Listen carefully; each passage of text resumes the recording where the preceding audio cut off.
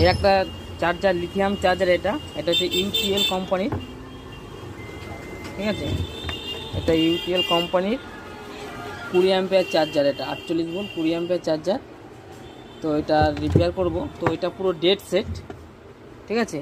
তো তোমাদেরকে A to Z দেখাবো কোথায় কত ভোল্টেজ থাকলে এই সেটগুলো অন হয়। এগুলো একটুখানি ঝামেলা আছে।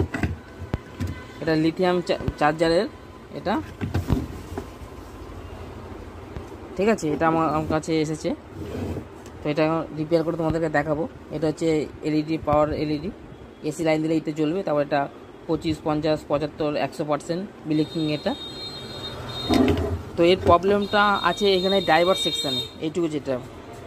এই ড্রাইভারটা দিয়ে 12 ভোল্ট আউটপুট হয়। এই ডায়োডটা দিয়ে দেখতে পাচ্ছেন আমরা, এই ডায়োডটা দিয়ে এইখানেই সমস্যা হয়ে আছে। এখানে আউটপুট ভোল্টেজ বেরোচ্ছে না, ঠিক আছে। তোমাদের A to Z দেখাবো পুরো ভিডিওতে, তোমরা ভিডিওটা দেখবে।